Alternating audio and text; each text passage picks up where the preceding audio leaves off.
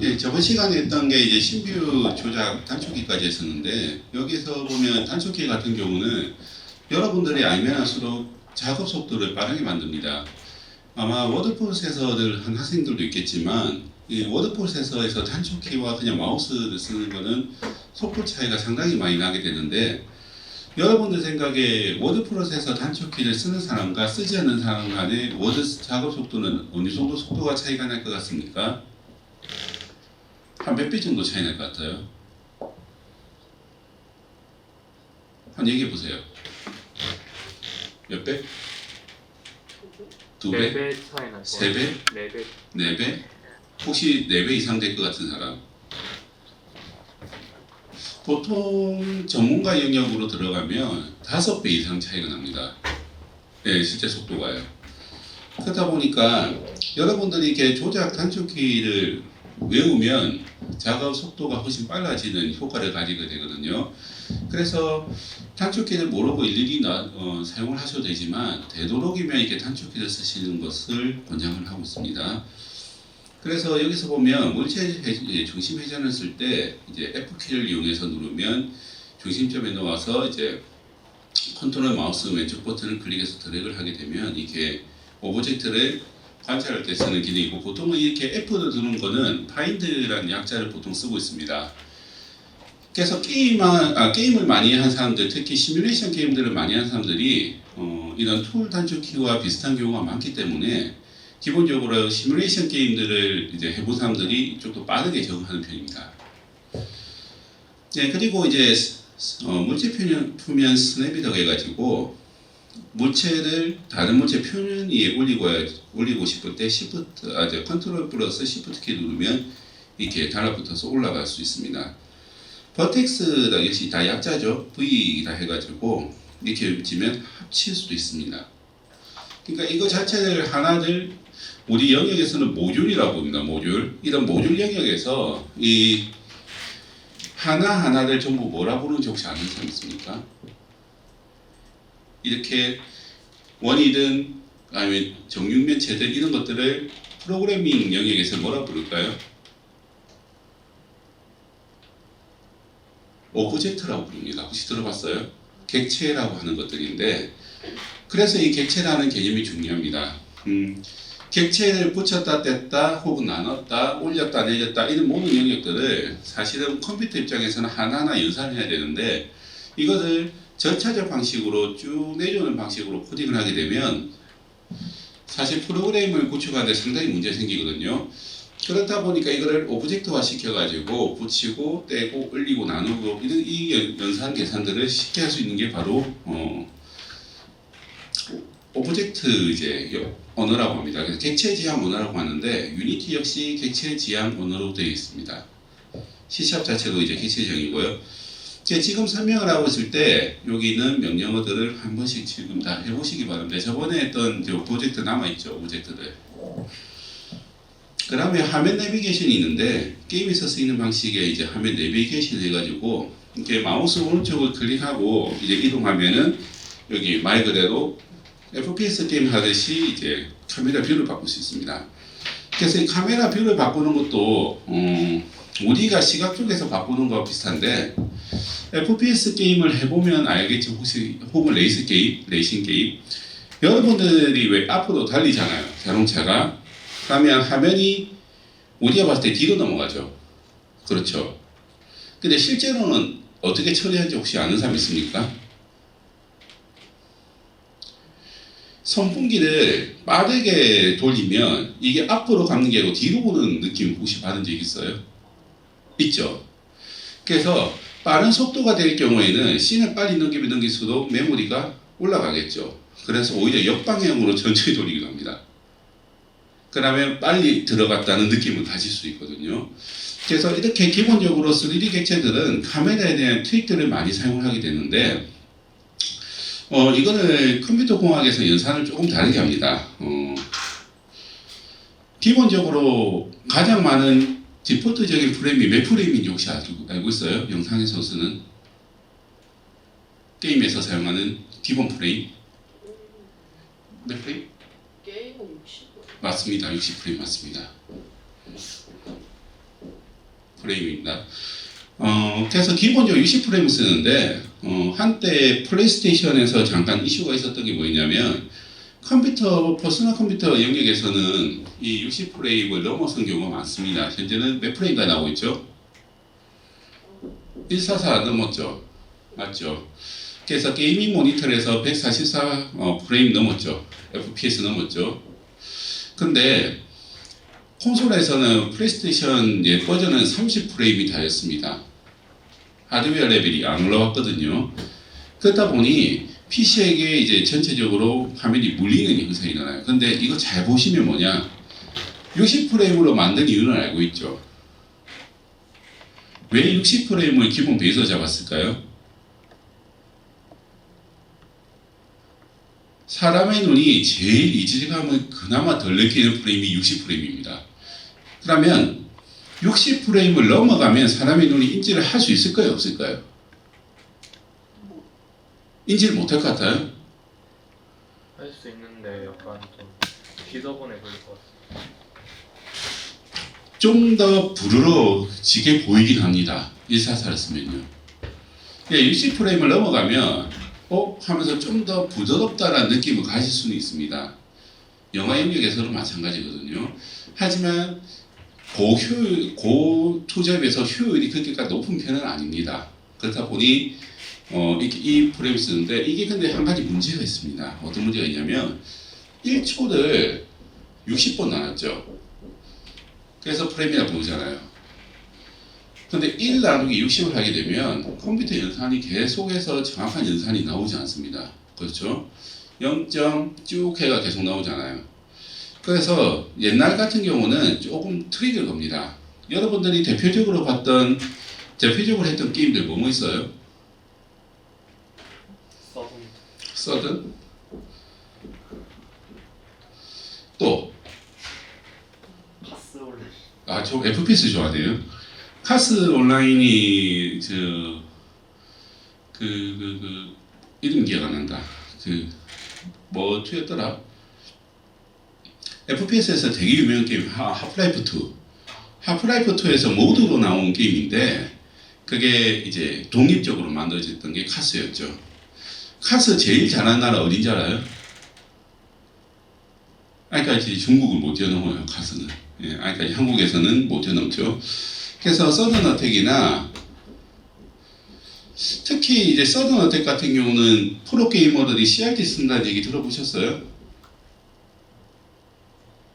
들어봤죠. LED가 프레임 계산이 게임에서 만든 프레임 연산하고 하면 몇 프레임 정도로 손해본다 하더라고요. 근데 이게 CRT는 명확하게 딱 정확하게 들어가기 때문에 CRT를 쓴다는 얘기가 있었습니다. 왜냐하면 서든어택이 타점이 좀 재밌게 돼 있는 게 뭐냐면 보통 FPS 게임에서 동시에 총을 쐈어요. 그러면 동시에 맞았어. 그러면 이긴 걸로 돼야 되는데 서든어택은 한 프레임이라도 먼저 맞춘 쪽 이겨요. 그렇다 보니까 프레임 계산을 하더라고요. 프로게이머들이. 그래서 아직까지 그 유명한 서든어택 프로게이머를 보면 CRT 씁니다. 그 큰 거. 그거 가지고 헤르츠 맞춰요. 자, 그럼 제가 이 얘기 왜 했냐? 아마 여러분들이 이건 다 해봤을 거예요.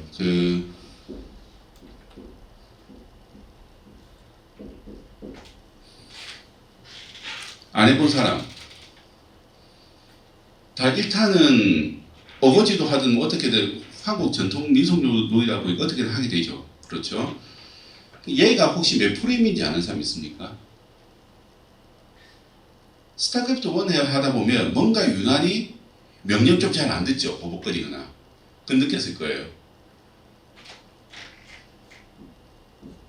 25 씁니다. 자, 그럼 블리자드는 왜 25를 썼을까요? 미국 게임이라서. 예? 미국 게임이라서 그렇습니까? 윈도우 게임이라서. 근데 블리자드 정책이 25를 되게 좋아해요. 여러분들이 컴퓨터 계열에서 조금 공부하기 위해서는 2라는 수와 5에 대한 수를 많이 익숙하게 읽게 되거든요. 유니티를 얘기할 때 제가 이 얘기를 한 이유가 뭐냐면 나중에 코딩할 때도 마찬가지입니다. 컴퓨터는 뭐와 뭐로 이루어진 수죠? 0과 1이죠. 그럼 컴퓨터는 몇 진수? 이진수. 이진수입니다. 컴퓨터는 0과 1만 아는 애예요. 근데 20으로 나누면 1초 나누기 20으로 하게 되면 0.04초라고 정확한 끝자리를 떨어질 수 있습니다. 그렇다 보니까 약간은 버벅이더라도 컴퓨터 연산에서는 버릴 수 없는 값이 되는 거죠. 정확한 값. 근데 60프레임 같은 경우는 밀리는 현상이 일어나든가 아니면 정확하게 연산이 떨어지지 않는 문제가 생기거든요. 근데 이 모든 것들을 프레임 연산까지 계산하는 것들을 그 게임 공학에서는 상당히 중요하게 여기는데 이렇게 카메라나 이런 것들 전부 여러분들이 다 프레임적으로 다 처리할 때 기본적으로 이런 프레임 연산도 다 계산을 해야 된다는 겁니다. 원래는. 하지만 기본적으로는 현재는 60프레임으로 써도 큰 문제가 없게 된 이유가 뭐냐면 CPU의 발전입니다. 이거는 옛날에는 그렇겠지만 현재는 완전히 달라졌습니다. 무슨 말이냐면요.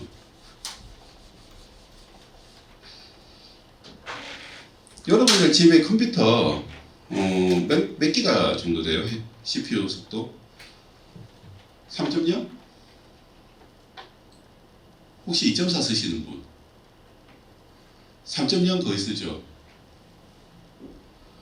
뒤에 뭐 붙었습니까? 들어봤어요? 혹시 기가헤르츠라고? 자, 3.0입니다. 기가면 1024거든요. 컴퓨터는 이진수기 때문에 1024가 1000입니다. 우리도 지금 CPU 지금 1000입니다. 기가, 메가, 키로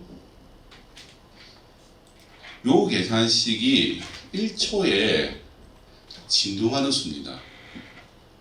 근데 한 번 진동할 때마다 컴퓨터 명령어가 하나씩 들어가거든요. 그러면 CPU가 근데 여러분들 하나 안 쓰죠? 몇 개 씁니까? 8코어. 8코어나 써요? 저는 보통 2코어 혹은 4코어가 거의 디폴트죠. 혹은 8코어 쓸 수도 있고 4코어 쓴다 치면 이 곱하기 4가 되는 겁니다. 컴퓨터 속도가 어마무시하게 빨라졌어요. 심할 정도로 빨라지다 보니 모바일 게임을 여러분들 했었을 때 느꼈을 겁니다. 초기에 유니티 게임을 하게 되면 가장 큰 문제가 뭐였습니까? 좀만 하면 버벅이었어요. 엄청나게 버벅이고 특히 오브젝트 좀 많아졌다 싶으면 너무 늦어서 게임을 할 수 없는 수준이었죠. 그게 옛날 PC에서 대표적으로 어떤 게임이었습니까? 플래시 게임이었습니다. 그 여자들이 많이 했다고 하길래 한번 분석하려고 했던 패션시티라는 게임 혹시 해봤어요? 그 되게 인기가 있다 해서 저 10대 20대에 인기가 있다 해서 그거 분석한다고 해봤는데 게임을 할 수 없는 수준 정도로 렉이 걸렸어요. 처음에는 렉이 안 걸리는데 오브젝트 한 40개 50개 넘어가니까 속도가 엄청나게 느려지더라고요. 근데 그게 유니티에서도 마찬가지였습니다. 초반에 유니티는 이게 프레임도 그렇지만 이게 3D도 객체로 막 움직이고 연산을 계산한다는 것 자체가 그래픽카드를 쓴다 한다 하더라도 컴퓨터 입장에서 그래픽카드는 PC에 있는 그래픽카드보다 성능이 월등히 떨어집니다. 크기도 작고 집적도도 다르기 때문이거든요. 하지만 현재는 이 유니티를 가르쳐도 별 문제가 없다는 이유가 뭐냐면 이렇게 씬이나 뷰 조작을 쓸 때 컴퓨터 속도나 성능이 엄청나게 좋아졌기 때문에 더 이상은 이거는 크게 신경 쓰지 않아도 된다는 겁니다. 그래서 이런 내비게이션의 이렇게 화면을 바꿀 때마다 사실 연산을 다 새로 해서 다시 그려주는데요. 여러분들 왜 심심하다고 이렇게 마우스 막 움직이잖아요. 이것도 컴퓨터 입장에서는 사실 계속 지웠다가 새로 그리는 거예요. 마우스 포인터 여기 있다가 여기 이동하면 이 마우스 포인터만 이동시킬 수가 없어요. 컴퓨터는. 그러면 PPT 화면 있잖아요. 이거를 다시 다 새로 그리는 겁니다. 새로 그리고 삭제하고 새로 그리고 덮어쓰고 계속 하는 거예요. 그래서 옛날에 여러분들 컴퓨터 몇 학년 때부터 사봤습니까? 혹시 초등학교 시절 때 컴퓨터 써본 학생 있어요? 중학교? 초등학교? 그때 왜 컴퓨터 렉 걸리면 이 대화 상계 계속 복사되듯이 느껴본 사람 있습니까? 느껴봤죠? 네. 그게 컴퓨터가 이동하면 지우고 칠하고 지우고 칠하고 하는 방식인데 얘가 이제 그 컴퓨터가 렉이 걸리면 지우는 거 제일 마지막에 하거든요. 그렇다 보니까 계속 그리고 있는 거예요. 그렇다 보니까 대화상자가 마치 복부 타듯이 덮은 상태에서 대화상자에 계속 붙이다 보니까 마치 대화상자 아름답게 쫙 넣은 식으로 되어 있다가 렉이 풀리면 갑자기 짠하고 다시 해지죠. 예, 그런 거에 지금 유니티에서 그리는 그 모든 방식들이 그렇게 지웠다가 칠하고 지웠다가 칠하고 계속 반복하는 겁니다. 그래서 어찌 보면은 영화와 비슷하다고 보면 돼요. 컴퓨터 영상 처리하는 모든 것들이요. 예, 그래서 이것들은 이제 신뷰 컨트롤 파일에 대한 설명들인데 어려운 용어는 없기 때문에 그냥 한번 보면 될 겁니다. 저번에 봤던 쉐이드 같은 경우는 텍스처와 실감, 그리고 와이어 프레임이라 해가지고 이 와이어가 어떤 뜻인지는 혹시 알고 있으세요? 와이어, 줄처럼 이어져 있는 프레임, 그러니까 서로 연결된 프레임이라고 보면 되겠습니다. 그리고 지금 여기서 보는 모든 것들은 아마 영상 편집이나 여러분들 영상 편집 배우고 들어왔죠? 에펙 배웠죠? 네. 에펙이나 프리미어나 베가스 다 배웠나요? 여기는 베가스 배우나요? 안 배웠어요? 프리미어 배웠어요? 네. 근데 그런 거 보면 영상 화면 보고 하는 거 거의 뭐 비슷한 느낌 나올 거예요. 그래서 컴퓨터 공학과 입장에서는 이걸 좀 더 집중적으로 설명해야 되는데 여러분들은 이 부분은 크게 설명을 하지 않아도 대충 어떤 부분인지 다 알 거라고 생각하고 있고 그래서 넘어가도록 하겠습니다. 그 알파 모르는 사람들 있던데 알파 뭔지 알아요? 알파 뭐예요? 그 영상에서 그 투명한 거 맞습니다. 투명도입니다. 알파 투명도예요. 잠깐 여러분들 영상 쪽이다 보니 이거 하나는 조금 제가 설명해 줘야 되겠네요. 컴퓨터에도 무수히 많은 작업들이 있죠. 뭐 연산 계산을 한다든지 엑셀 프로그래밍을 한다든지 신호를 한다든지 작곡을 한다든지 아니면 영상 편집을 한다든지 여러 가지가 있는데 그 중에서 가장 큰 컴퓨터 스펙을 요구하는 작업이 어떤 작업이죠? 영상입니다. 영상은 무조건 큰 작업을 요구해요. 왜 그럴까요? 지금 여기 모니터가 1920 얼마 있지? 1080 정도 나오겠죠? 와이드니까. 왜 픽셀이 찍혀 있습니다. 화소라고 하죠. 그러면 1화소는 몇 컬러를 쓰죠? 3개. 트루 컬러는 무슨 색깔로 나오죠? 2의 쓰죠. 그럼 2의 32는 어떻게 쓸까요?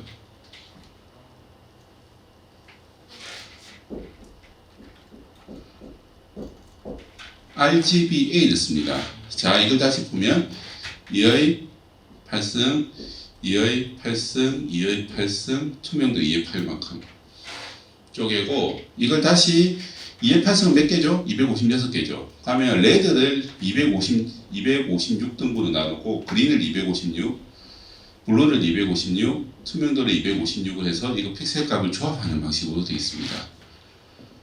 그 다음에 영상이 왜 무시무시하냐? 자, 곱하기 볼게요. 곱하기 2의 32 1초에 몇 프레임? 여러분들 몇 프레임 정도 영상 만들어요? 1초에? CCTV가 프레임 되게 낮죠? 그래서 뚝뚝 끊겨 보이는 거고 지금 물론 이제 성능 좋아서 좀 빨라졌지만요. 여러분들 영상 만든 다음에 몇 프레임 정도로 만들 거예요? 30 나왔고 여기 60 좀 더 나네요. 몇 프레임? 29.97? 프레임은 그렇게 소수점 나올 수 없죠. 보통은 30프레임 아니면 유튜브 최고 화질이면 60프레임 나오죠. 유튜브 최고 현재. 자, 이게 1초에 들어간 용량입니다.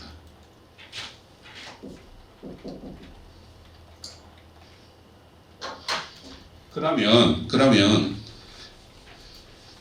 여러분들 영상 1초 찍고 말 거예요.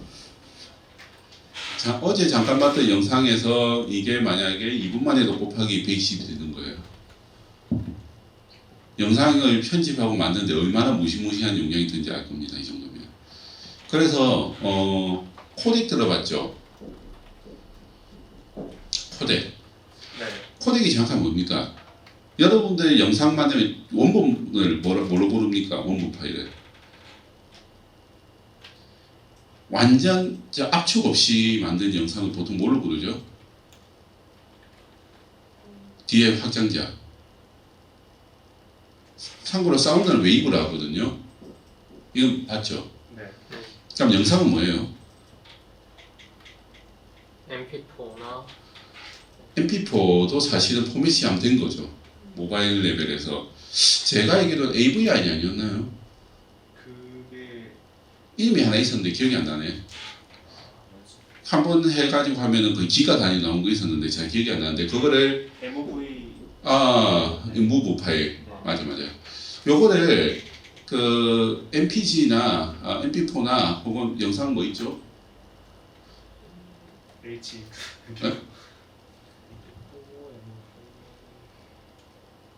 여러분들 영상 해보면 대충 압축할 때 나오죠. MPG 이런 것들 나오잖아요. 그거 하면 용량이 딱 줄죠. 맞죠? 어떻게 줄이냐면 픽셀을 뭉그러뜨리던가 아니면 색상을 뭉그러뜨리던가 해서 압축을 해버립니다. 그게 코덱이에요. 코드. 그리고 그걸 압축한 거를 다시 풀어서 플레이어에서 실행하게 만드는 방식이 그걸 담은 걸 코덱이라 불러요. 그래서 본 플레이어에서 영상 다운로드 받았는데 해당 파일은 이 코덱이 필요합니다라는 게 들어봤죠. 거기에 시당초 그 영상을 만들 때 그 파일 자체를 압축한 자기만의 고유의 방식이 있고 이거를 압축을 다시 풀어서 플레이어에서 출력해 준 거를 코덱이라 부릅니다. 들어봤죠? 네. 이 부분 알고 있죠? 근데 여기서 나오는 이 무수한 계산들이 사실은 옛날에는 퍼포먼스가 안 나왔는데 현재는 이런 것들이 전부 다 퍼포먼스가 나왔다는 거죠. 그래서 이런 이제 설명들에 이제 텍스처 스트리밍 이런 것도 다 있는데 스트리밍은 다 뭔지 알죠? 스트리밍 다 알죠? 알 거라고 넘어가겠습니다. 연속으로 쫙 출력되는 것들 다 스트리밍 하죠. 텍스처 같은 경우는 보통 데이터 처리를 편하게 하던가 줄일 때만 있습니다. 그 3D 게임 하다 보면 뭔가 패턴 비슷하게 해서 계속 반복하는 것도 느꼈을 거예요. 그거 다 텍스처 매핑에서 그런 겁니다. 그래서 이거는 이제 2D 씬으로 이제 변환하고 3D 씬으로 변환하는 게 되겠습니다. 그래서 Z축, Z 퍼플링 쪽으로 해가지고 이제 나오는 거고요. 라이트는 말 그대로 조명입니다. 그래서 광원, 오브젝트 쉐이딩 등을 켜거나 끌 때, 오디오는 오디오 효과를 켜거나 끌 때 씁니다. 그리고 뭐 스카이 박스나 이제 포그 이런 것들 그리고 이제 렌즈 플레이어 이런 것들은 사실 그냥 영상 처리 쪽에 이제 필요한 것들이라서 넘어가도록 할게요. 이거는 여러분들이 그냥 한 번만 봐도 다 이해를 할 수 있기 때문에 그냥 훅 넘어가겠습니다. 혹시 여기서 잘 이해가 안 되는 부분이 있습니까?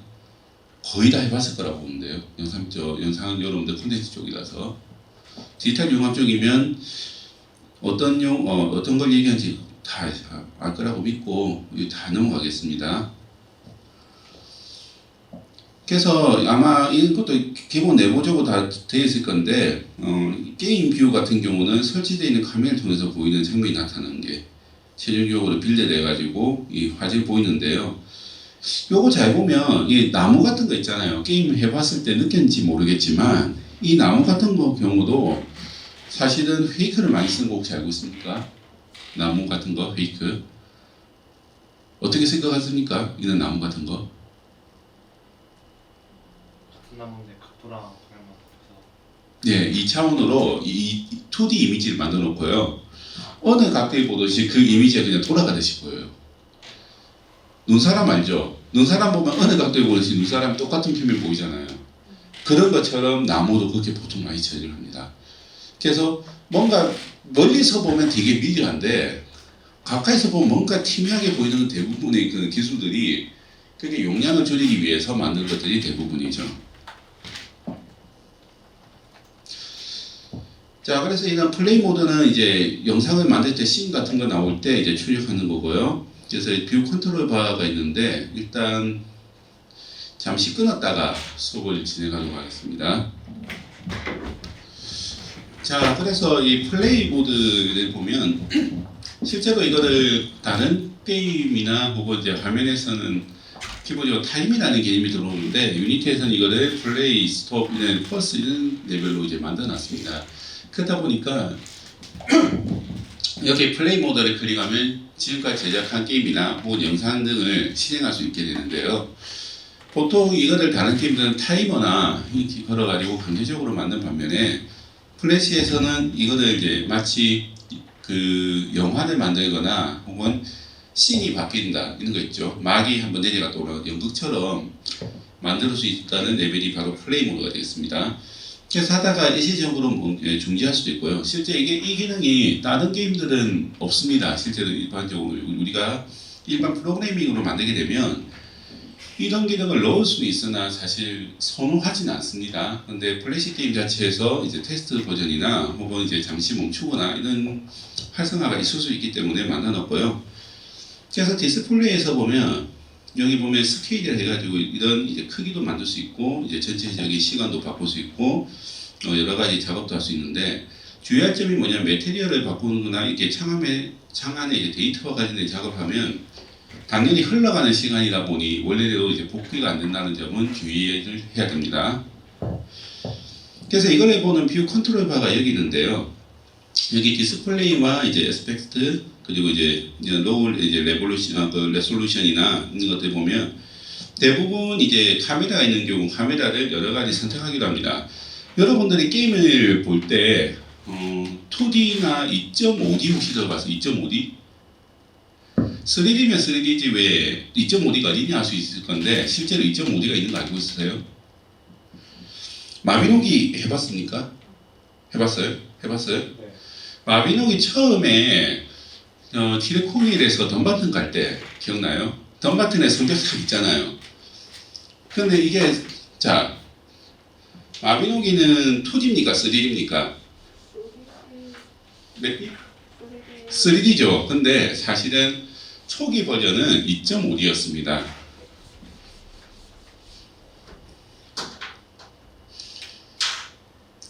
이렇게 덤바튼에 성벽이 있고 이렇게 나오고요. 이렇게 성벽이 있었을 때 좀 성벽 같지 않지만 성벽 갑시다. 캐릭터 이렇게 들락날락 할 수 있었죠. 그건 기억나죠. 그 계단 타고 여기 올라갈 수 있었죠. 그건 기억나죠. 근데 이 길을 막아놨어요. 여기서 이쪽으로 갈 수 있는데 저 가기 위해서는 빙 돌아와서 이렇게 와야 됐습니다. 그거 혹시 기억나요? 왜 그렇게 막아놨을까요? 바로 표현은 3D인데 캐릭터가 갈 수 있는 방향은 2D까지만 가능했습니다. 그래서 날아간다 이런 거는 이제 Y축을 덮어서 하는 거고 실제로 나중에 마비노기가 나중에 3D가 완벽하게 된 거 뭐냐면 이리아 대중 나오고 날 것 나왔죠. 탈 것. 그 공중 날아갈 때 그때 비로소 3D가 바뀐 겁니다. 그래서 날 수 있는 탈 것이 울라 대륙에서는 날 수 없었죠. 왜? 3D가 아니었으니까. 이리아 대륙 가서야 3D로 바뀐 겁니다. 그래서 그전까지는 달릴 수 있는 펜만 있었던 거죠. 그래서 이상하게 이리아 대륙만은 이상하게 렉이 걸리더라. 왜? 진짜 3D가 축이 만들어졌으니까요.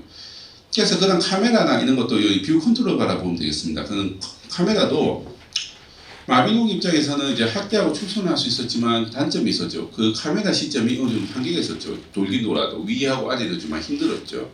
근데 완전 3D 게임은 어떻게 됩니까?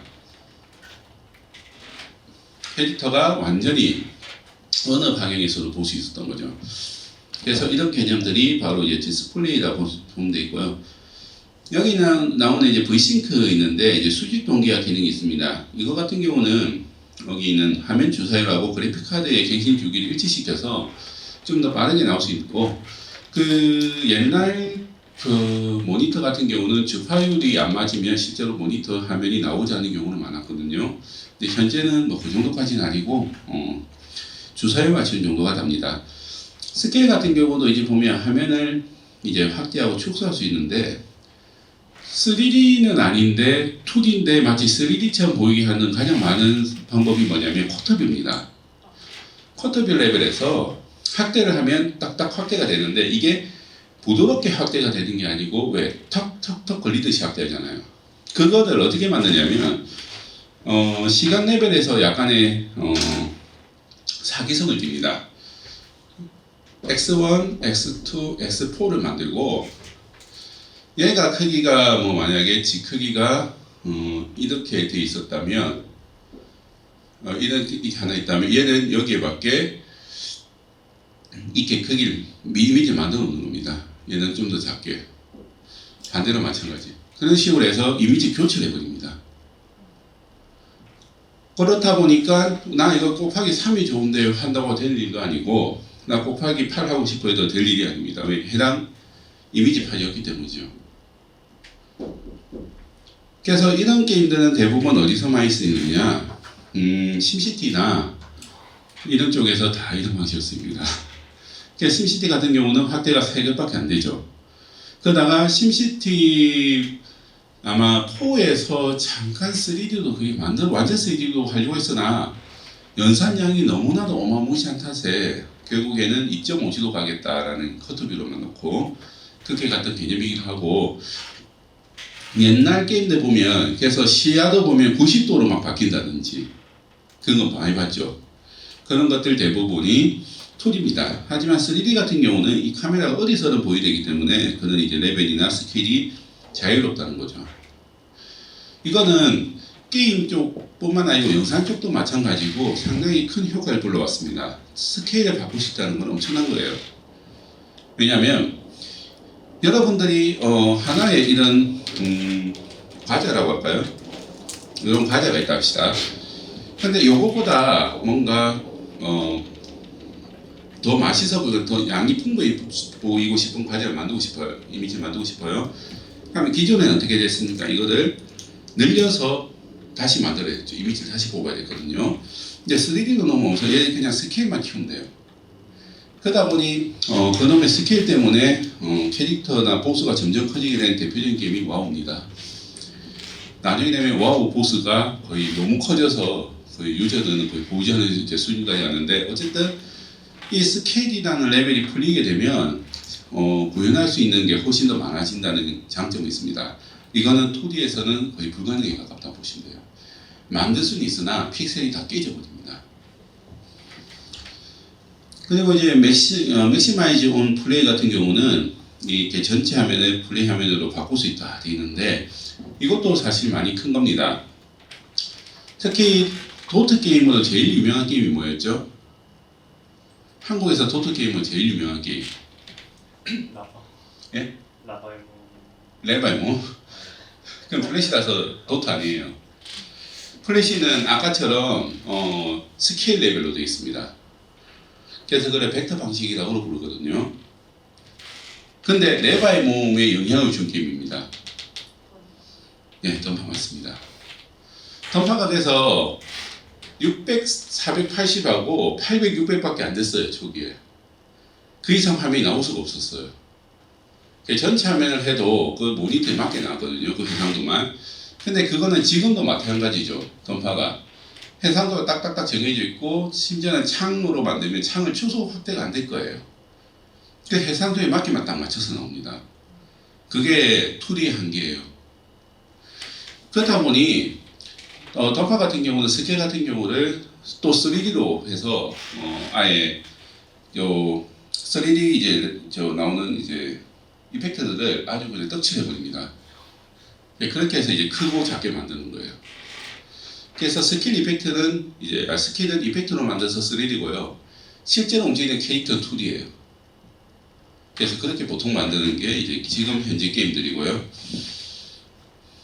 그래서 뭐 기준모도 넘어갈게요. 그래서 인스펙터 같은 경우는 이제 오브젝트의 이제 컴포넌트에서 있는 창인데 여기는 씬에 있는 게임 오브젝트의 기능을 수정이나 삭제, 추가할 수 있게 됩니다. 그래서 이것도 한번 눌러보세요. 저 보면 컴포넌트 추가를 누르면 새로운 컴포넌트로 추가할 수 있고요. 컴포넌트는 음악 쪽에서도 많이 쓰는 하나의 독립 객체라고 보면 되겠습니다. 그래서 이렇게 컴포넌트에서 오른쪽 마우스 버튼 누르면 역시 삭제도 가능하고요. 순서도 바꿀 수 있고 그 위치도 바꿀 수 있고요. 이게 이제 컴포넌트가 되겠습니다. 그래서 하나의 프로젝트가 있으면 이렇게 씬 안에 게임 오브젝트, 그 안에 컴포넌트가 있습니다. 그리고 추가적으로 외부에서 받는 에셋이 붙어서, 에셋은 정확하게 되면 이제 리소스 쪽이라 보시면 돼요. 볼 수도 있습니다. 그래서 이런 전체적인 하나의 프로젝트가 동작하는 게 유니티입니다. 유니티는 게임 쪽에서 많이 이슈가 되다 보니까 정확히 말하면 사실 게임 엔진 때문에 만든 거예요. 예, 유니티가. 그래서 대부분 게임 쪽으로 많은 이제 책들이 나와 있으나 AR, VR 쪽에서도 어느 정도 가능성을 보였기 때문에 유니티가 이슈가 되기도 하고, 그리고 현재 유니티가 산업 전반에서도 약간 푸시받고 있습니다. 무슨 말이냐면 그 스마트 공장 얘기 들어봤죠? 스마트 팩토리. 그쪽에서 스마트 팩토리 가장 핵심이 뭐냐면 휴대폰이거든요. 근데 휴대폰에서 3D 객체를 움직이고 뭐 동작하고 이걸 만드는데 생각보다 유니티가 편안한 거예요. 그래서 게임 시장뿐만 아니고 실제로 3D 객체가 움직이는데 이거를 앱으로 만들기 제일 편한 기능 중에 하나가 유니티가 되어버렸어요. 단 유니티는 단점이 하나가 있습니다. 뭘까요? 유니티로 만들면 파워드 바이 유니티라는 로고가 무조건 붙어야 됩니다. 예, 그게 일반 회사 입장에서는 조금 비선호하는 경우도 있거든요. 예, 그런 경우에는 언리언 엔진 쓰는 경우가 있습니다. 언리언 엔진 안 붙여야 됩니다. 그리고 언리언 엔진은 C++로 되어 있고, 그리고 유니티는 C샵으로 되어 있다는 언어 체계가 좀 다르다는 점도 있고요. 예, 그래서 많이 들어봤을 겁니다. 씬입니다. 씬은 로고나 게임 타이틀, 캐릭터 선택, 특히 모바일 게임 같은 경우는 버튼을 누르면 화면이 바뀌는 이제 경우가 많죠. 유니티로 만든 게임들은. 그래서 이렇게 만들다 보니까 유니티에서 제일 적합한 게임이 뭡니까? 어떤 장르입니까? 유니티에 제일 적합한 장르. 방치형입니다. 캐릭터는 계속 움직이고 있고 거기 버튼 누르면 뭔가 올라가는 이펙트가 생긴다든지 혹은 스테이지가 넘어가면 다른 씬으로 바뀐다든지, 이래서 사실 모바일이 방치형하고도 잘 맞기도 한데 실제 유니티는 씬이라는 개념이 넘어가게 되어져서 방치형 게임에 제일 최적화된 게임이라고 볼 수도 있습니다. 실제로 그래서 방치형 게임에 나왔다 싶으면 대부분 파워드 바이 유니티 붙어있는 게 많이 봤을 겁니다. 그래서 여기처럼 씬은 하나가 될 수도 있고 여러 개 될 수 있다. 그래서 이것도 어찌 보면 영상 편집하고 똑같죠. 영상 여러 개를 붙여서 하나로 만드느냐, 통짜로 하나를 쓰느냐, 뭐 이런 개념이라고 보면 되겠습니다. 그래서 여기서 보면 이 씬을 하게 되면 새로운 씬도 만들 수 있고, 오픈 씬을 하면 기존에 만들었던 것들을 열 수 있습니다. 게임 오브젝트는 이런 씬을 구성하는 각종 요소가 모여 있습니다. 그래서 게임 오브젝트 여러 개, 그러니까 씬이라는 것은 씬은 화면이고 오브젝트는 말 그대로 객체라는 건데, 이 객체가 중요한 게 뭐냐면 코코다스라는 거 이걸 하나 만들었으면 이거를 여러 개를 그냥 드래그해서 만들면 이게 여러 개를 만들 수 있다는 거죠. 이 개념은 상당히 큽니다. 왜? 자, 코코다스 같은 코코다스가 있는데 여러분들이 하나의 이제 게임을 하기 위해서 이 코코다스 중에 하나는 와사비 맛을 넣었다 합시다. 그러면 표면상으로 봤을 때는 다 동일한 코코다스가 되어야 되겠죠. 근데 내부에서는 다른 와사비에 들어간 코코다스가 있겠죠. 이것도 이제 안에 있는 속성만 바꾼다고 보시면 돼요. 초코 대신 와사비, 이런 식으로 게임 오브젝트 레벨을 바꾸게 되면 코코다스라는 걸 그대로 복사해 와서 내부에 초코를 빼고 와사비만 덮으면 되잖아요. 그리고 포장을 다시 덮으면 되잖아요. 근데 이거 게임에서는 그런 그 게임 오브젝트 개념으로 해서 속성으로 들어가서 바꿀 수 있습니다.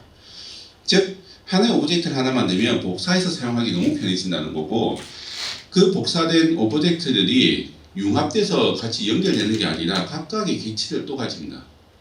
각각의 성향을 다시 가질 수 있어요. 그래서 오브젝트를 만드는 게 기본 게임의 개념이라고 보시면 됩니다. 그래서 모든 것들을 오브젝트로 만들려고 하고요. 이 부분은 나중에 이제 시작 기초 부분 들어갈 때 좀 더 제가 더 자세하게 다루도록 하겠습니다. 네, 컴포넌트입니다. 그래서 그 게임 오브젝트를 또 구성하고 있는 기능의 지표입니다. 점점 작아진다고 보면 되겠죠. 아까 말한 속성도 컴포넌트의 하나 일종이라고 보면 되겠습니다. 초코 그 자체를 뭘로 무슨 컴포넌트를 할 수 있죠? 소스 컴포넌트를 할 수 있겠죠. 초코 소스 대신 와사비 소스 넣을 수 있겠죠. 그런 것처럼 전체 오브젝트 안에 또 각각을 구성하고 있는 것 자체가 컴포넌트입니다.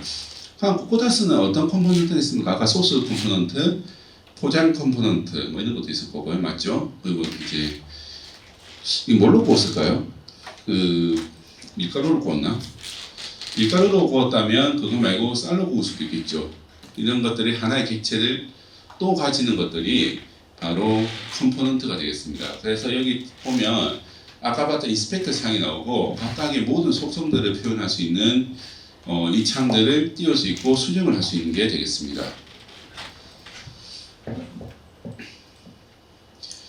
예, 그래서 이게 전체 구조예요. 하나의 씬이 있으면 여기에 여러 개의 게임 오브젝트가 붙게 되고 이 각각의 모든 컴포넌트가 붙어서 거대한 덩어리를 가지게 됩니다. 이 우리 강의실 자체를 게임 하나의 씬이라고 봅시다.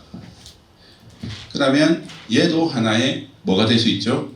얘 뭐죠? 게임 오브젝트가 되는 거죠. 그러면 이 오브젝트 하나에 컴포넌트가 어떤 게 붙어 있죠? 여기는 핀, 요 필름, 모니터, 여기 출력부, 뒤에 케이스, 여기 받침대 이런 거 하나하나가 바로 여기 말하는 컴포넌트입니다. 그리고 얘가 하나 잘 만들면은 복사하기도 변하겠죠. 그렇죠? 복사 된 거죠. 그 다음에 이 성향이 어떻게 바뀌느냐. 처음에 여러분들 컴퓨터 본체 있잖아요. 포맷하고 딱 들어왔을 때는 다 동일한 컴퓨터 객체겠죠. 근데 여러분들이 어떻게 쓰냐에 따라서 그 컴퓨터에 깔리는 프로그램도 다를 거고 성능도 조금씩 달라지겠죠. 그게 하나의 객체를 만들고 또 다양성을 가지는 객체가 된다는 개념이 바로 여기서 나옵니다. 그래서 컴퓨터라는 게임 오브젝트는 만들었으나 여기 있는 컴포넌트에 따라서 성향이 완전 바뀔 수 있다는 거죠. 하지만 그게 컴퓨터라는 사실은 변하지 않습니다. 이 개념을 여러분들이 이해를 하셔야 돼요. 그래서 객체 지향 프로그램은 전부 논리적으로 되어 있는 게 특징입니다.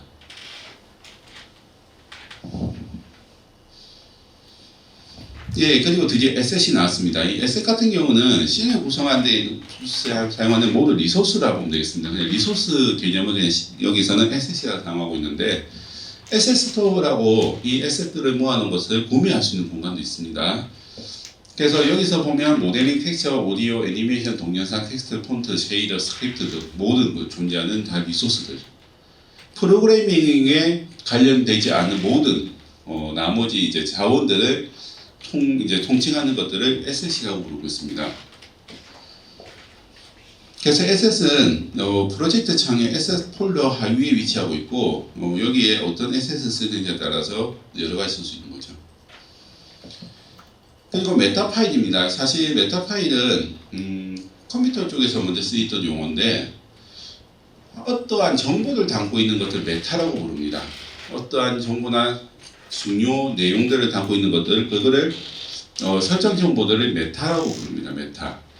그리고 그것을 가지고 있는 파일이라고 해서 메타 파일이라고 부르고 있는데요. 여기 본 대로 고유 아이디나 해당 파일의 설정 정보를 담고 있는 자동 생성 파일들을 메타 파일이라고 부를 수 있고, 웹 코딩을 안 해봐서 잘 모를 건데 웹 코딩에서도 그래서 기본 웹에서 처음에 떠야 되는 기본 정보들이 있거든요. 그거를 메타 태그라고 부릅니다. 일종의 하나의 용어라고 보시면 돼요. 메타는 흔히 많이 사용되는 모든 표준화된 혹은 그에 준하는 정보들을 담고 있는 공간이라고 보시면 되겠습니다. 그래서 여러분들을 나중에 이제 필드 나가지고 메타 보고 나오면 이게 어떠한 그런 정보를 담고 있는 어떤 것인 같다라고 생각하시면 돼요. 그게 정답이고요. 그래서 프로젝트 창에서 적당한 에셋을 마우스 오른쪽 버튼으로 클릭해서 Showing Explorer. 익스플로러 혹시 뭔지 알아요? 익스플로러.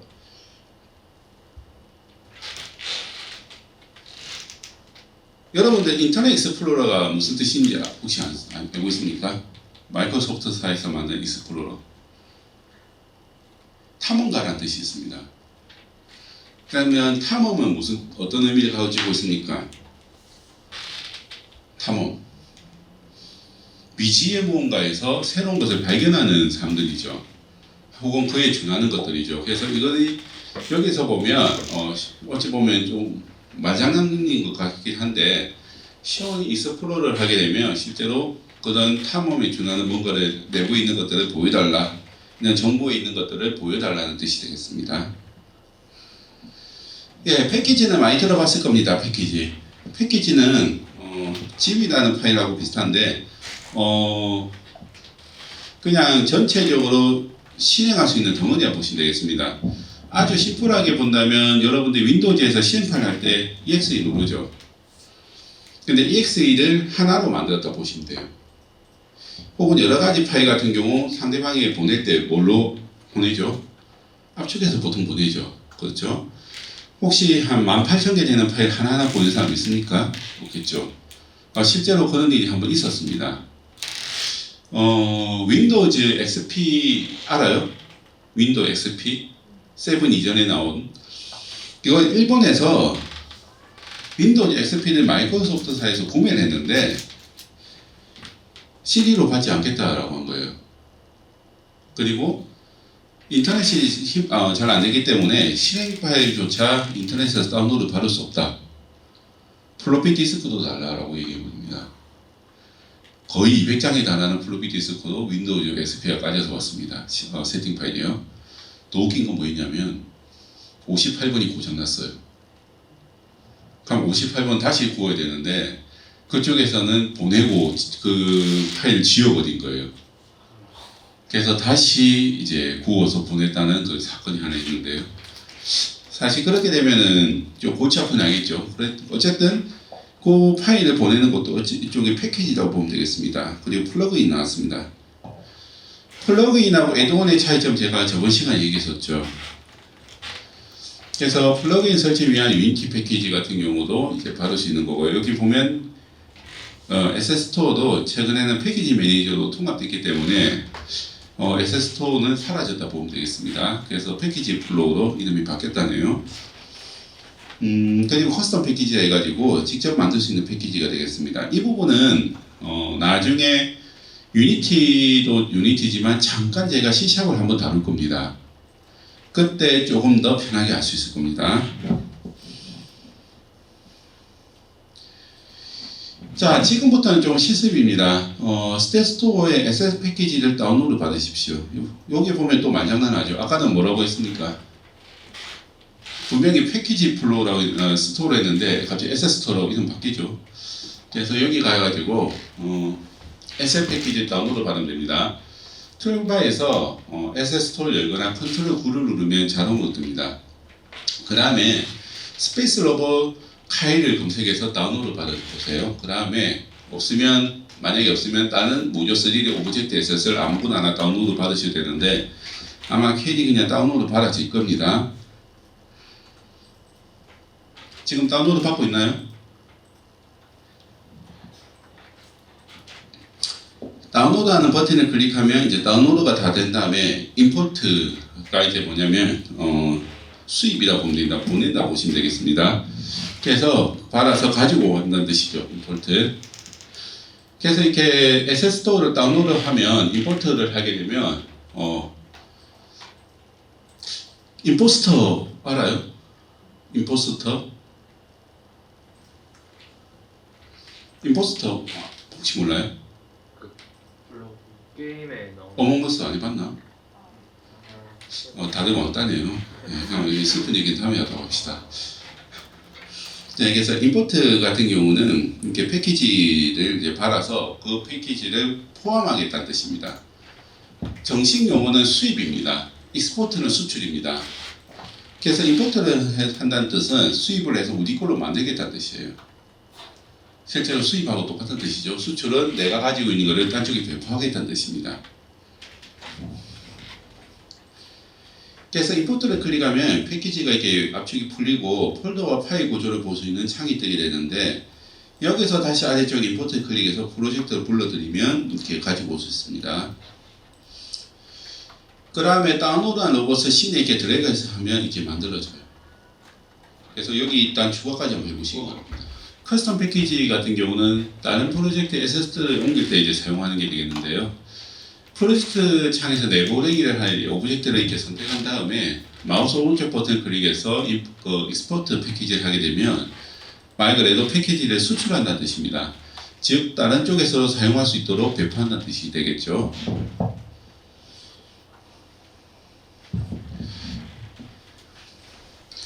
그래서 여기 보면 include가 뭐에 속한 뭐에 포함하는 뜻이 있습니다. 그래서 dependency 보면 이렇게 연결된 모체를 모두 포함해서 패키지를 만들 것인지, 그러니까 말 그대로 종속시킬 것인지가 바로 include 방식이고요. 혹은 이렇게 자기가 선택한 것만 패키지를 만들 건지를 선택하게 되는데, 웬만하면은 그냥 내부에도 다 그냥 포함하는 방향을 추천하고 있습니다. 특히 이게 익스포트하게 되는 경우에는 다른 조나 혹은 협업해서 해야 되는 경우도 있는데, 그 부분만 떼서 주기에는 다른 부분들이 로딩이 안 되겠죠. 그래서 대부분은 첫 번째 나오는 이 방식을 대도 추천하고 있습니다. 예, 그래서 한번 익스포트 해보시기 바랍니다. 익스포트를 클릭해서 패키지를 저장하면 이렇게 다른 프로젝트에 들어가서 넣으면 또 압축이 풀립니다. 이게 다 자동으로 되는 거예요. 이거를 전부 관리하는 게 패키지 매니지입니다. 그래서 유니티에 내장된 패키지 관리 시스템인데, 우리가 받았던 여러 가지 플러그인이나 에셋스토어의 패키지를 관리할 수 있는 통합 이제 툴이 되겠습니다. 그래서 윈도우즈 매니저, 패키지 매니저 들어가게 되면 우리가 지금까지 받았던 모든 패키지와 이런 컴포넌트가 아니죠. 그 플러그인 이런 것들을 전부 버전부터 다 관리해서 쓸 수 있습니다. 이 기능은 상당히 편리한 기능이 되어서 현재 비주얼 스튜디오 혹시 들어는 봤습니까? 비주얼 스튜디오 처음 들어요? 여러분들이 만약에 하나의 툴을 뽑으라면 어떤 툴을 뽑을 겁니까? 여러분들 그 전공에서 무조건 딱 하나의 툴만 뽑으라면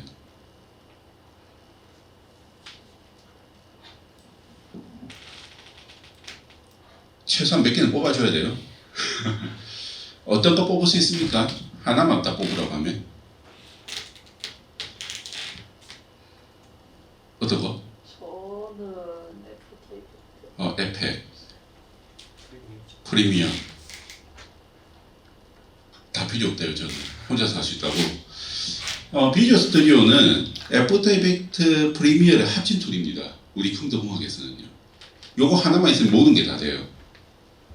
그 정도로 이제 엄청난 툴인데, 거기에서도 누겟이라는 기능이 되어서 이제 패키지 매니저처럼 이제 만들어졌습니다. 그래서 이게 왜 편하냐면, 기존에는 이거 받았다 저거 받았다 이런 개념들이 인터넷에 가서 막 받았거든요. 근데 패키지 매니저를 하게 되면 내가 받아야 될 패키지 이름만 알게 되면 유니티 서버에서 관리해준다는 거예요. 그래서 그 유니티에서 해당 패키지만 찾아서 다운로드 하면 어떻게 됩니까? 되게 편하겠죠. 내가 인터넷에서 막 검색해서 갈 필요가 없다는 겁니다. 그 개념을 한다는 게 패키지 매니저가 되겠습니다. 지금 한번 저 패키지 매니저 띄워보면 여러분들이 설치한 이제 패키지들이 막 나올 겁니다. 그리고 이제 프리팹이 있는데 이렇게 여러 오브젝트와 컴포넌트가 조합돼 가지고 재사용 가능하도록 만든 독립적인 게임 오브젝트가 되겠습니다. 자, 여기서 드디어 추상적인 개념이 나왔습니다. 추상적인 개념. 이 추상적인 개념이 컴퓨터 공학에서는 상당히 중요한 요소 나오는데요. 버추얼이라는 개념이 나오는데요. 이게 무슨 말이냐면 재생성하고도 관련된 내용입니다. 예를 들어서 여러분들이 컴퓨터를 산다고 합시다. 샀어요. 그러면 컴퓨터를 사서 제일 먼저 뭐 할 거예요? 컴퓨터 사면 어디서 깔아야죠? 맞죠? 그럼 운영체제 뭘로 깔 거예요? 윈도우즈 10? 혹시 윈도우즈 7 깔 사람 있습니까? 네, 한숨 쉬네요. 근데 컴퓨터를 샀다는 개념 자체, 그 컴퓨터는 개념이 추상적인 개념입니다. 그 다음에 OS를 난 리눅스 깔래? 하면 솔라리스를 깔래? 유닉스겠죠? 나는 앤틱한 게 좋아서 윈도우즈 98 세컨드 에디션을 깔겠다. 이런 개념들, 이런 것들이 컴퓨터라는 개념을 가지고 그걸 가지고 추상적인 개념을 던져주고 나머지는 자기가 원하는 대로 수정할 수 있게 하는 개념이 바로 프리팹입니다. 그게 추상적인 개념이고요. 그래서 차가 여러 가지 구성이 있는데 이것을 차 하나로 딱 안에 다 뭉쳐준 거예요. 컴퓨터 안에는 무수히 많은 부품들이 있죠. 어떤 게 있습니까? CPU, 램, 그래픽카드 여러 가지 있겠죠. 맞죠? 하지만 컴퓨터 하나는 딱 제가 덩어리 던져놓으면 그걸로 뭘 할지 딱 고민되잖아요. 어떤 걸 할 수 있겠다라는 생각이 딱 떠오르죠. 물론 사람마다 다를 수 있겠죠. 하지만 그런 여러 가지 객체를 모아놓은 것들이 컴퓨터 입장에서는 오브젝트를 또 결합했다는 개념으로 넘어갑니다. 여기서는 오브젝트가 저 안에 단위 컴포넌트라는 단어 쓰고 있지만 컴퓨터 공학 입장에서는 사실 컴포넌트도 오브젝트라고 우리 사실 부르거든요. 속성 레벨이라서. 근데 이런 헷갈릴 수 있으니까 그냥 컴포넌트로 할게요. 컴포넌트 오브젝트. 그렇게 여러 가지 리소스들이 또 모여서 하나의 집합체를 만들고 이거를 어디서든 또 사용할 수 있도록 만든 것들입니다. 즉 여기 학생이 이렇게 자동차를 만들면 딴 쪽에서도 나 자동차 이렇게 그대로 써서 만들 수 있고 이걸 자기만의 커스텀을 할 수 있는 거죠. 이게 바로 프리팹입니다. 그래서 여기에서 카 보면 쿨러 있고 휠 있고 라이트 있고 여기 파티클 있고 이거를 여러 가지 합쳐서 카라는 걸 아예 하나 만들어 준 거죠. 자, 그래서 아마 이게 마지막 오늘 실습일 겁니다. 프리팹을 만들어 볼 건데요. 캐릭터나 오브젝트에 추가적인 오브젝트를 넣어가지고 새로운 모양을 이제 만들어 볼 겁니다. 그래서 스크립트나 조명, 이펙트로 가능하니까 여러분들이 너무 예제처럼 하지 마시고 개별적으로 넣고 싶은 거 넣는 게 훨씬 더 좋을 수 있습니다. 그게 훨씬 더 이제 자기에게 빠르게 익힐 수 있거든요. 그래서 로봇 카이드 있으면 로봇2나 이게 룻, 그러니까 포인트 라이트, 이게 큐브 이런 거 막 추가하는 거죠. 이렇게 하니까 그냥 로봇이 지금 이렇게 보면 뭐 같습니까? 뒤에 이제 배낭 같은 거 맨 것 같죠. 백팩 같은 거나 아니면 요새 유행하는 그 소독하는 방역 덩어리처럼 보이죠. 그 다음에 이렇게 만든 오브젝트를 프로젝트 창으로 들어가게 되면 이렇게 새로운 프리팹이 완성됩니다. 이렇게 프로젝트 창에 생성된 프리팹 같은 경우는 이거 자체가 원본이 되는 거예요. 이거 여러분들 포토샵 했을 때도 뭔가 묘하게 비슷하지 않나요? 각종 레이어를 합쳐서 하나의 딱 결과물로 내서 던지는 느낌. 그러니까 확 다가오죠. 비슷합니다. 그래서 디자이너 방향으로 넘어가다 보니 이게 프리팹이 있게 되어 있습니다. 그렇게 원본 프리팹이 프로젝트 창이 있기 때문에 씬에 있는 프리팹의 이제 프리팹 인스턴스가 뭐냐면 여러분들 인스턴스 푸드 알죠? 즉석식품 비슷합니다. 그러니까 그 당시에서 필요해서 잠깐 만들었다가 필요가 없으면 버리는 개념이 인스턴스입니다. 이렇게 만들어서 생성되기 때문에 프리팹의 인스턴스를 삭제로 아무 상관이 없다는 겁니다. 그리고 이거를 복제 및 변형을 해봅시다. 그래서 인스턴스로 복제하고 이렇게 어느 씬에서나 사용이 가능한데 새로운 씬을 만들고 이제 생성한 프리팹을 막 씬에 들어가면 여러 개 만들어지는 거죠. 그러면 이렇게 원본에서 복사된 프리팹들이 나올 겁니다. 자, 그리고 프리팹 원본을 수정해서 이제 인스턴스 복사본을 모두 바꾸는 개념이 프리팹 편집하기입니다. 프리팹을 이렇게 더블 클릭을 이렇게 하던가 아니면 오픈 프리팹을 열어가지고 클릭하면 프리팹 편집으로 이렇게 나오게 되는데요. 이렇게 편집이 나오게 되면 프리팹만 편집할 수 있는 창이 이렇게 따로 뜨게 됩니다. 뭐 나가고 싶으면 여기 클릭하시면 되고요. 그리고 여기서 이제 전체 프리팹에 대한 개념들이 수정 사항들을 바꿀 수 있고요. 그래서 원본을 이렇게 뭐 만약에 이게 너무 마음에 안 든다 약간 각도를 바꾸거나 할 수도 있는 겁니다. 이렇게 바꿨으면 혹은 색을 칠할 수도 있겠죠.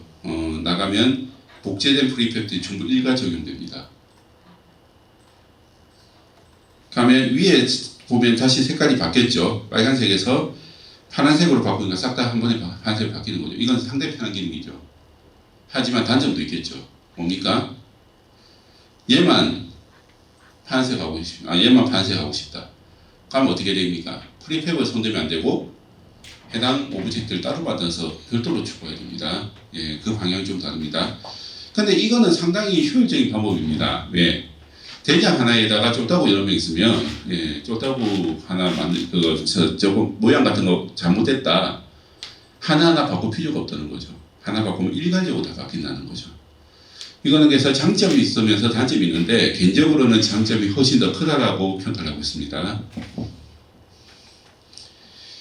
예, 그리고 프리팹 인스턴스에서 변형하기입니다. 여기 보면 이게 프리팹 인스턴스를 이제 변형해서 원본에 적용시키면 이거 살짝 하나만 바꾸면 됩니다. 가면 인스턴스는 아까 말한 대로 얘만 적용되는 거죠. 오버라이드가 혹시 뭔지 아시는 사람 있습니까? 오버라이드. 자, 오버가 뭡니까?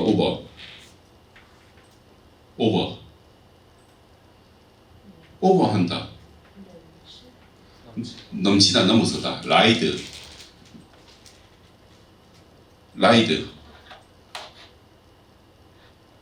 많이 안 들어서 라이드. 뭡니까? 올라타다. 넘어서서 올라타다. 혹은 올라타서 넘어가다는 뜻인데 그게 오버라이드라는 개념으로 나오고요. 나중에 컴퓨터 개념에서는 오버라이딩이라고도 부르고 있는데 같은 객체에서 그 값만 바꿔가지고 전체적으로 그 전체적인 값에서 내가 원하는 대로 수정하는 개념을 컴퓨터 공학에서는 오버라이딩이라고 부릅니다. 이것도 비슷한 개념이라고 보면 되겠습니다. 이렇게 해서 이렇게 바꾸고 레버넌트 O를 하면 원본을 바꾸고 어플라이 O를 하게 되면 역시 전체 프리팹 인스턴스에 전부 영향을 끼치게 됩니다. 쭉 다 바뀔 수 있습니다. 자, 그래서 여기 프리팹까지 진행하고 오늘 수업 마칠 테니까 실습상 제가 확인하고 종료하도록 할게요.